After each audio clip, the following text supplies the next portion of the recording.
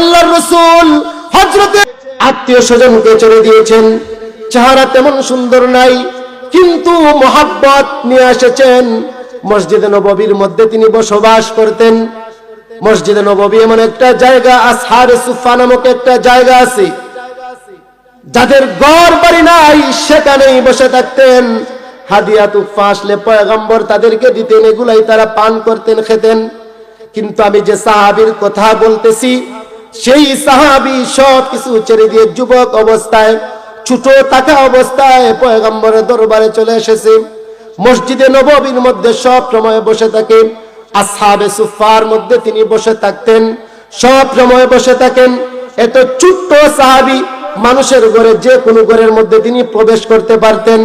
অনেক সময় দেখা যাবে একটা মাদ্রাসার ছাত্র কোরআনের হাফিজ হয়ে গেছে, অনেক দামি মানুষ হয়ে গেছে, কিন্তু তার বয়স কম।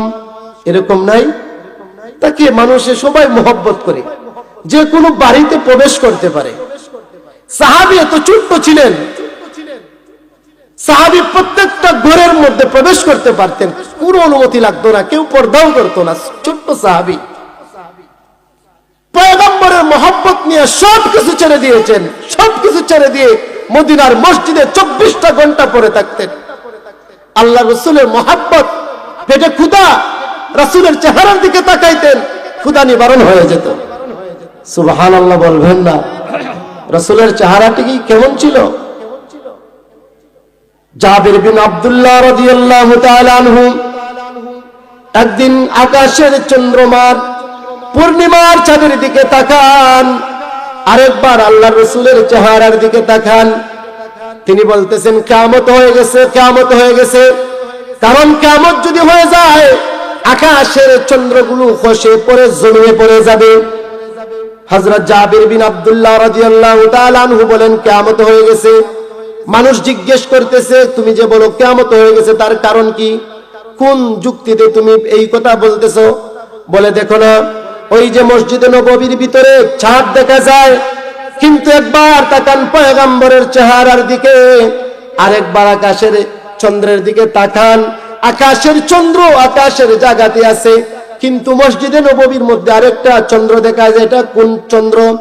আল্লাহর রাসূলের সাহাবী একবার আকাশের দিকে তাকান, আরেকবার পয়গম্বরের চেহারার দিকে তাকান, দেখেন আকাশের চন্দ্রের মধ্যে একটা দাগ আছে।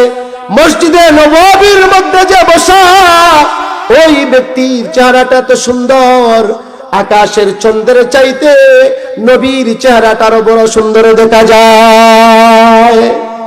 রাসূলের চেহারাটা তো সুন্দর। আমি যে সাহাবীর কথা বলতেছি, হযরতে জুলাইবিব রাদিয়াল্লাহু তাআলা আনহু, রাসূলের মহব্বতের একজন সাহাবী, নাম শুনেছেন?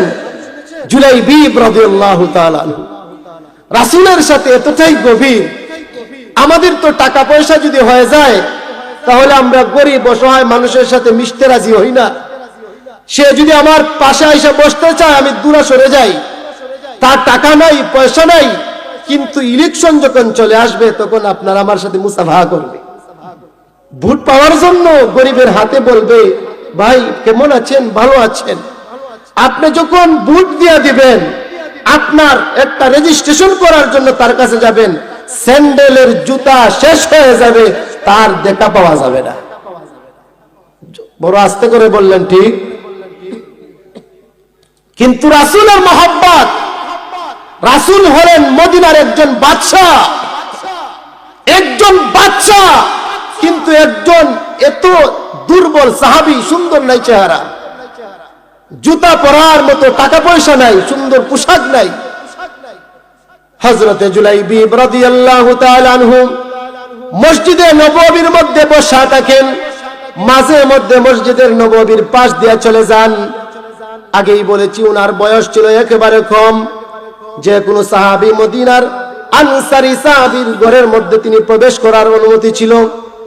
কিছুদিন পরে যখন হযরত জুলাইবিব রাদিয়াল্লাহু তাআলা আনহু বড় হয়ে গেছেন, আনসার সাহাবায়ে কেরাম ঘরের স্ত্রীদেরকে বলেছেন, জুলাইবিব আগে যেরকম ভাবে আমাদের ঘরে আসতো, এখন তার সাথে তোমাদের পর্দা করতে হবে, কারণ জুলাইবিবের এখন যৌবনে পদার্পণ করেছে, তার সাথে পর্দা করার দরকার। হযরতে জুলাইবিব রাদিয়াল্লাহু তাআলা আনহু বিবাহের বয়সে উপনীত হয়েছেন। রাসূলের সাথে এতটাই মহব্বত, রাসূলের সামনে দিয়ে জুলাইবিব রাদিয়াল্লাহু তাআলা আনহু চলাফেরা করেন। আল্লাহর রাসূল বড় মুস্কি হেসে জিজ্ঞেস করেন, জুলাইবিব, তোমার তো বিবাহের বয়স হয়ে গেছে, তুমি কি বিবাহ করবে না?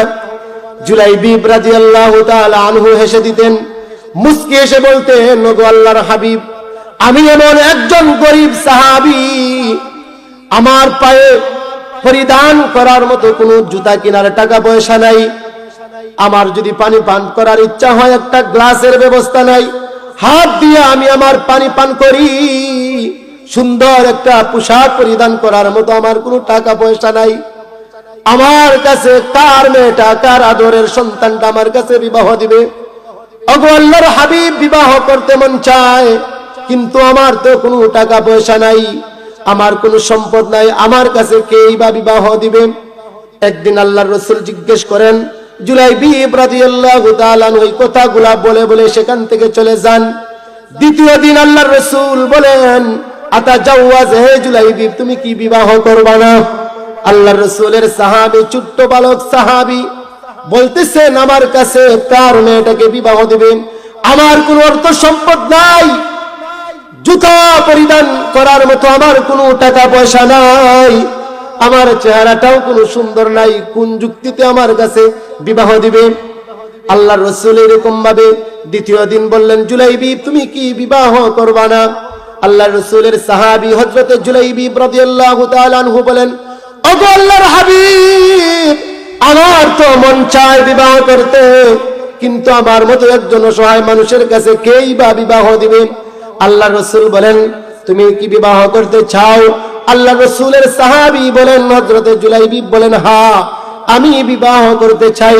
আল্লাহর রাসূল বলেন, যাও, আমি তোমাকে একটা চিঠি লিখে অমুক আনসারী সাহাবীর বাড়িতে পাঠিয়ে দেই।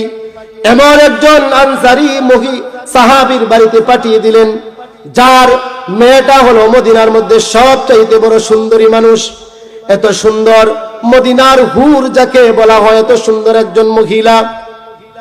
আমাদের সমাজে যদি এরকম সুন্দর কোন মহিলা থাকে, মেয়ে লোক থাকে, সুন্দরী, রূপসী, উঁচা লম্বা, বডি ফিটফাট, চিন্তা করে যে একজন লন্ডনে যদি হয় তাহলে বিবাহ দেওয়া দেবে। এইরকম কি আমাদের মিজাজ নাই? অথবা যদি লোকটা টাকাওয়ালা হয় তাহলে টাকাওয়ালা মানুষের কাছে আমরা বিবাহ দিব। একজন ইমানদার, একজন পাঁচ ওয়াক্ত নামাজি, মুত্তাকি মানুষ, হুজুর মানুষ যদি বিবাহের প্রস্তাব নিয়ে যায়, তখন আমরা চিন্তা করি, এই মেয়েটাকে যদি হুজুরের কাছে বিবাহ দেই, হুজুরে কয় টাকা বেতন পায়? না, বিবাহ দেওয়া যাবে না, মেয়েটা তো আমার একা নয়, আমার আত্মীয় স্বজন অনেকে আছে, তাদের সাথে পরামর্শ করে আপনাকে জানাবো। আর যদি কোনো টাকাওয়ালা আসে, বয়স 50, বলবে এরকম বয়স তো হবেই, মেয়ের বয়স যদি 15 হয়, টাকাওয়ালার বয়স যদি 50 হয়, রাজি হয়ে যায়, তখন আর বলে না যে আমার আত্মীয় স্বজনের কাছে আমার পরামর্শ করতে হবে, দুনিয়ার দিকটা বুঝেছে। আর সাহাবায়ে কেরাম বিবাহ দিয়েছেন ইমানদার দেখে, টাকা আছে কিনা, পয়সা আছে কিনা, সম্পদশালী কিনা, এটা দেখেন নাই, দেখেছেন তার মধ্যে ঈমান আছে কিনা, তাকওয়া আছে কিনা, নবীর মহব্বত আছে কিনা, এটা বিবেচনা করে তাদেরকে বিবাহ দিতেন। আর আল্লাহর রাসূলও বলেছেন, তোমরা বিবাহ করো, 4টা গুণ দেখে তোমরা বিবাহ করো। তুনকাহুল মারআতু লিআরবাইন, লিমালিহা ওয়া লিহাসাবিহা ওয়া লিজামালিহা ওয়া লিদীনিহা ফাজফার বিযাতিদ দীনি তারিবাত ইয়াদাকা। বিবাহ করবা, সম্পদশালী যদি হয় মেয়ে লোকটা, তাকে বিবাহ করতে পারো, কারণ ওই টাকাটা তোমার দ্বীন ইসলামের মধ্যে কাজে লাগবে। সুন্দর বংশ যদি হয়, ভালো বংশ যদি হয়, তাকে বিবাহ করো। আর মেয়েটা যদি সুন্দরী হয়, রূপসী হয়, তাকে বিবাহ করো। 3 নম্বর, 4 নম্বর বলেছেন, ফাজফার বিযাতিদ দীনি তারিবাত ইয়াদাকা। সবচাইতে বেশি অগ্রাধিকার দিয়েছেন ওই মানুষটা যদি দিনদার হয়, তার যদি টাকা পয়সা কোনো কিছু না থাকে, তাহলে বিবাহ করো। ইমানদার দেখে বিবাহ দাও, আবার ইমানদার দেখে বিবাহ করো। হযরতে জুলাইবিব রাদিয়াল্লাহু তাআলা আনহু গরীব একজন সাহাবী, আল্লাহর রাসূল একটা চিঠি লিখে দিলেন, যাও আনসারী সাহাবীর বাড়িতে যাও, তার একটা মেয়ে আছে। আল্লাহ রাসূল তো জানতেন, সাহাবায়ে কেরামের সাথে একেবারে ঘনিষ্ঠ ছিলেন, সব খোঁজ খবর রাখতেন। আল্লাহ রাসূল একটা চিঠি লেখা বড় লোক একজন আনসারী সাহাবীর বাড়িতে চিঠি দিয়া হযরত জুলাইবিব রাদিয়াল্লাহু তাআলা আনহুকে পাঠিয়ে দিলেন।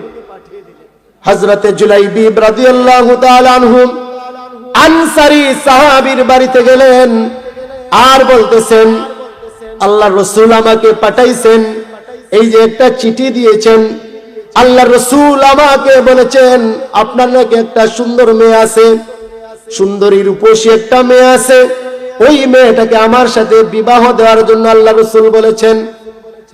সন্তানের মা বলেন, মেয়েটার বাবা বলতেছে, তোমার মাথা কি ঠিক আছে? তুমি কোন যুক্তিতে বলতেছো আমার সুন্দরী রূপসী মেয়েটা তোমার কাছে বিবাহ দিব? তোমার তো কোনো সম্পদ নাই, তোমার কোনো টাকা পয়সা নাই, তোমার চেহারাটাও তেমন কোনো আকর্ষণীয় নয়, কোন যুক্তিতে আমার মেয়েটাকে তোমার কাছে বিবাহ দিব? আচ্ছা ঠিক আছে, আমি আমার স্ত্রীর সাথে পরামর্শ করব। আল্লাহ রাসূলের সাহাবী স্ত্রীর কাছে পরামর্শ করলেন। স্ত্রীও কথাই বলতেছেন, জুলাইবিবের কোনো টাকা পয়সা নাই, তার চেহারাটাও তেমন সুন্দর নাই, উঠাও নয়, একেবারে বাট্টি মানুষ, খাটো মানুষ, কোন যুক্তিতে আমার মেয়েটাকে তার কাছে বিবাহ দিব? স্বামী স্ত্রী আলাপচারিতায় লিপ্ত, কিন্তু মেয়েটা মা বাবার কথাগুলা শুনে ফেলেছে। মার কাছে বলতেছে, মা বাবাকে বলতেছেন আপনারা কার আলোচনা করতেছেন? আমার বিবাহের বিষয় সম্ভবত আলোচনা করতেছেন। হযরত জুলাইবিব রাদিয়াল্লাহু তাআলা আনহুর কথা পয়গম্বর বলে পাঠাইছেন। আমার পয়গম্বর আমার জন্য জুলাইবিবকেই চয়েস করেছেন। সেই ছেলেটা কালো নাকি সাদা, ধনী নাকি গরিব, আমি এটা দেখতে চাই নাই। বিশ্বনবী মুহাম্মদুর রাসূলুল্লাহ সাল্লাল্লাহু আলাইহি ওয়াসাল্লাম আমার জন্য চয়েস করেছেন, রাসূলের চয়েসেই আমি কবুল করে নিলাম। সুবহানাল্লাহ। বাসায় গিয়া বললেন, আরেকটু আস্তে বলেন সুবহানাল্লাহ। একজন ধনী মানুষের মেয়ে সাধারণ মানুষের কাছে বিবাহ দিবেন, মেয়েটা রাজি হয়ে গেছে। মেয়েটা কোন যুক্তিতে রাজি হয়েছে? যে আমার রাসূল আমার জন্য চয়েস করেছেন। আর এই যুগে যদি আপনি বলেন যে তোমার জন্য অমুক একজন মানুষ আসছে যার টাকা পয়সা নাই, সে বলবে আপনার মন চাইলে আপনি কে বিবাহ বসেন, আমার মন নাই। আর যদি মামু থাকে, টাকা পয়সা থাকে, রাজি হয়ে যাবে, চেহারা সুন্দর না হলেও রাজি হয়ে যাবে। হযরতে জুলাইবিব কোনো কিছু নাই, কিন্তু রাসূলের মহব্বত ছিল। আমাদের টাকা আছে, পয়সা আছে, সম্পদ আছে, কিন্তু রাসূলের মহব্বত আমাদের অন্তরে নাই। ঠিক না বেটি? আজকে রাসূলকে কটাক্ষ করা হয়, আপনি আমি বসে থাকি আর দাবি করতেছি যে আমি রাসূলের একজন খাঁটি উম্মত।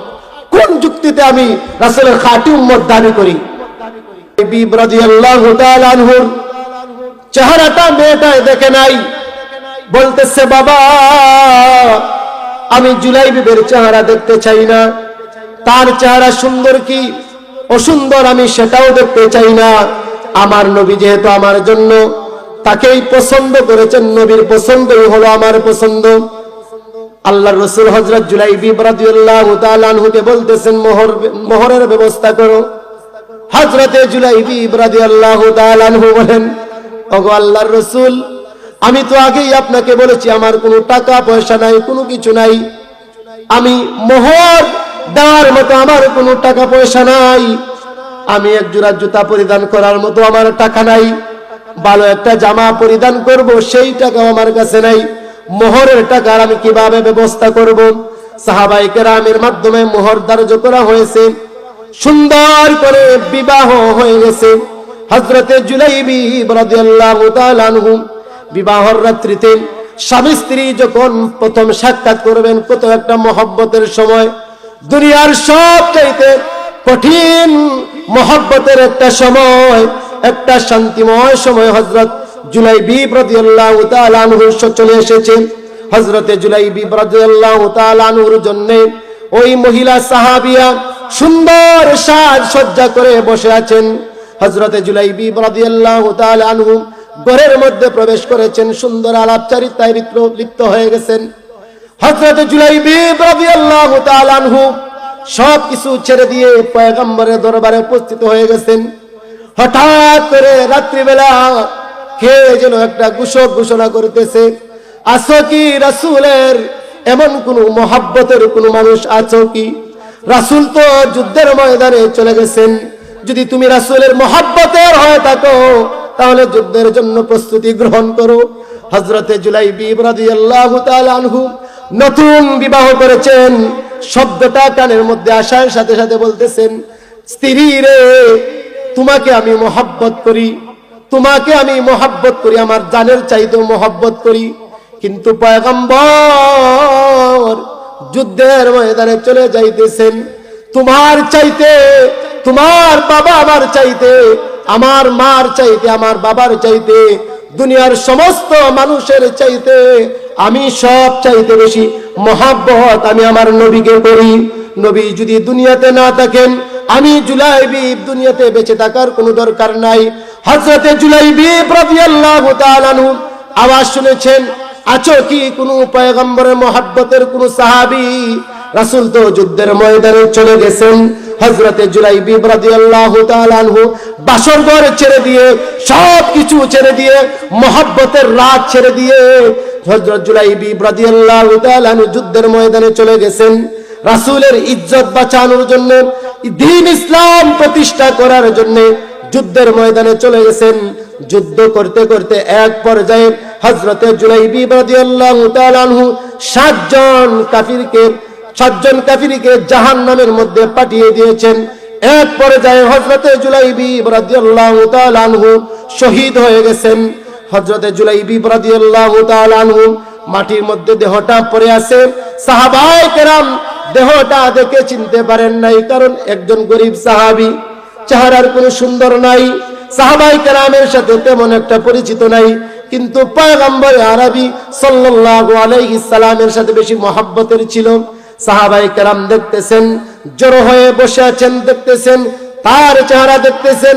আল্লাহর রাসূলের একটা আদত হলো, যারা যুদ্ধ করে শেষ পর্যায়ে কারা আহত হয়েছে তাদের খোঁজ খবর নেওয়ার জন্য আল্লাহর রাসূল ঘর থেকে বের হয়ে গেলেন। সাহাবায়ে কেরামের সামনে আল্লাহর রাসূল বলতেছেন, সাহাবায়ে কেরাম তোমরা কেন দাঁড়িয়ে আছো কেন?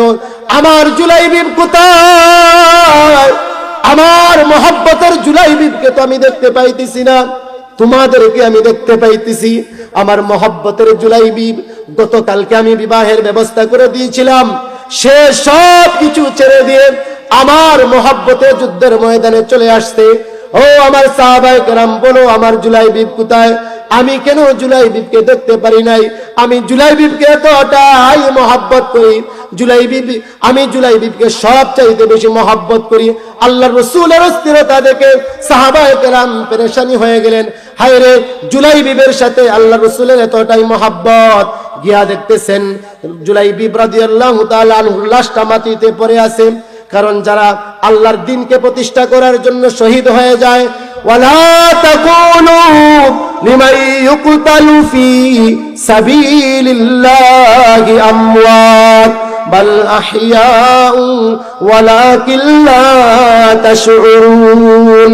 যারা আল্লাহর দ্বীনকে প্রতিষ্ঠা করার জন্য, দ্বীন ইসলামকে প্রতিষ্ঠা করার জন্য নিজের জীবনটাকে বিলীন করে দিবে, আল্লাহ বলেন তোমরা তাদেরকে মৃত বলো না, বাল আহইয়াউ ওয়ালাকিন লা তাশউরুন। তারা হলো জীবিত, তোমরা তাদেরকে মৃত বলো না। প্রত্যেকটা মানুষ কিন্তু দুনিয়া থেকে বিদায় হয়ে যাবেন, কারণ যারা এমনিতে মৃত্যুবরণ করবে স্বাভাবিক মৃত্যুর চাইতে সব চাইতে দামি মৃত্যু হলো শহীদি মরণ। যারা শহীদি অবস্থায়, যারা শহীদি মরণ হবে, তাদের কোনো জানাজার নামাজ লাগবে না। তারা যে পোশাকটা পরিহিত অবস্থায় দুনিয়া থেকে বিদায় হয়ে যাবে, তাদেরকে কোনো গোসলের দরকার পড়বে না। তারা যে অবস্থা আছে সেই অবস্থায় তাদেরকে দাফন করা হবে। কিয়ামতের ময়দানে ওই সমস্ত সাহাবীদেরকে যারা শহীদ হয়ে যাবে, আল্লাহ তাআলা বিনা হিসাবে তাদেরকে জান্নাত দিয়ে দেবেন। হযরতে জুলাইবিব রাদিয়াল্লাহু তাআলা আনহু বসে আছেন, উনার লাশটা পড়ে আছে। আল্লাহর রাসূল হযরতে জুলাইবিব রাদিয়াল্লাহু তাআলা আনহুর লাশটাকে উনার উরাতের মধ্যে রাখলেন। আর রাসূল মুস্কি হাসতেছেন। হযরত জুলাইবিব রাদিয়াল্লাহু তাআলা আনহুর চেহারা থেকে দুলিগুলা তিনি সরাইতেছেন। রাসূলের হাত মুবারক আল্লাহর রাসূলের সাহাবী হযরত জুলাইবিব রাদিয়াল্লাহু তাআলা আনহুর চেহারার মধ্যে বারবার লাগতেছে, বারবার চেহারাটাকে পরিষ্কার করতেছেন আর বলতেছেন, জুলাইবিব, আমার জন্য তোমার এতটাই মহব্বত, আদরের স্ত্রীকে ছেড়ে দিয়া তুমি শহীদ হয়ে গেছো। হযরতে জুলাইবিব রাদিয়াল্লাহু তাআলা আনহুকে আল্লাহর রাসূল কাঁধের মধ্যে রাখলেন। খবর খুরা হলো হযরতে জুলাইবিব রাদিয়াল্লাহু তাআলা আনহুর লাশটা আল্লাহর রাসূল কাঁধের মধ্যে নিজে রাখলেন, লাশটাকে কবরের মধ্যে রাখলেন। লাশটাকে কবরে রাখার সাথে সাথে সাহাবায়ে কেরাম কান্নায় ভেঙে পড়েছেন। হায়রে জুলাইবিব, তোমার তো কোনো পরিচিতই ছিল না, তুমি আমাদের কাছে তো পরিচিতও নও, কিন্তু মহব্বত তুমি এতটাই জাহির করেছো যে পয়গম্বর নিজে তোমাকে কবরের মধ্যে রাখতেছেন। হায়রে, আজকে যদি জুলাইবিবের এই লাশটা না হয়ে যদি আমাদের লাশ হইতো, তাহলে আমাদের জীবনটা ধন্য হয়ে যেত। হযরতে জুলাইবিব রাদিয়াল্লাহু তাআলা আনহু যদিও চেহারা সুন্দর ছিল না, কোনো টাকা পয়সা ছিল না, সুন্দর চেহারার অধিকারীও ছিলেন না, কিন্তু জুলাইবিব রাদিয়াল্লাহু তাআলা আনহুর অন্তরের মধ্যে রাসূলের মহব্বত সব চাইতে বেশি ছিল। আল্লাহর রাসূল হযরত জুলাইবিব রাদিয়াল্লাহু তাআলা আনহুকে কবরের মধ্যে রাখলেন। তাকাইতেছেন, হঠাৎ করে পয়গম্বর চেহারাটা সরাই নিলেন। সাহাবায়ে কেরাম তো অবাক হয়ে গেলেন। আল্লাহর রাসূল লাশটাকে রাখলেন, এত মুস্কি হাসলেন, আবার চেহারাটা ঘুরাই নিলেন, তার কারণটাই বাকি।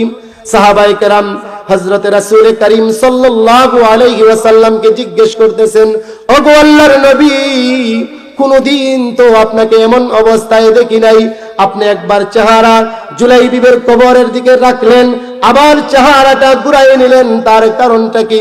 আল্লাহর রাসূল বলতেছেন, আমার সাহাবায়ে কেরাম শুনো, জুলাইবিব রাদিয়াল্লাহু তাআলা আনহু যে শহীদ হয়েছে, জান্নাত থেকে অসংখ্য অগণিত হুর জুলাইবিব রাদিয়াল্লাহু তাআলা আনহুর কবরের মধ্যে চলে এসেছে। সুবহানাল্লাহ, আরেকটু আস্তে বলুন সুবহানাল্লাহ। জুলাইবিব রাদিয়াল্লাহু তাআলা আনহু, আল্লাহর রাসূল কবরের মধ্যে লাশটাকে রাখলেন, উনাকে নিয়ে যাওয়ার জন্য জান্নাত থেকে হুর গিলমান চলে আসছে। হুর কেমন জিনিস জানেন? ওয়াহুরুন ঈন কাআমসালিল লুলুইম মাকনুন। জান্নাতীদেরকে আল্লাহ তাআলা যে হুর দিবেন, মহিলা দিবেন হুর, এদের চেহারাটা এত সুন্দর, আসমানের এই যে আমরা চাঁদ দেখি, চাঁদের যে আলো, এর চাইতে 100 গুণ বেশি তাদের চেহারা আরো সুন্দর হয়ে যাবে। আর একটু আস্তে বলুন সুবহানাল্লাহ। ওরা যদি দুনিয়ার সমুদ্রের মধ্যে তুতু নিক্ষেপ করে, সমস্ত সমুদ্র দুধে পরিণত হয়ে যাবে, চেহারাটা এত সুন্দর থাকবে। আল্লাহ তাআলা বানাইছেন, আ'দাতু লিইবাদিয়াস সালিহিন মা লা আইনুন রাআত ওয়ালা উযুনুন সামিআত ওয়ালা খাতারা আলা কলবি বাশার। আল্লাহর রাসূল বলেন, এত সুন্দর আল্লাহ তাআলা হুর গিলমান বানাইছেন, যার বর্ণনা কোনো মানুষ কোনোদিন শুনে নাই, কোনো চক্ষু কোনোদিন দেখে নাই, কোনো কান কোনোদিন শুনে নাই। জান্নাতের মধ্যে আল্লাহ তাআলা হুরকে এত সুন্দর করে বানাইছেন, কোনো মানুষ কোনোদিন কল্পনাও করতে পারবে না। আল্লাহ তাআলা এমন হুর গিলমান বানাইছেন ঈমানদার মানুষের জন্য। ঈমান আনার পাশাপাশি যারা আল্লাহর রাসূলের মহব্বত থাকবে, আল্লাহ তাআলা তাদের জন্য জান্নাত বানাইছেন।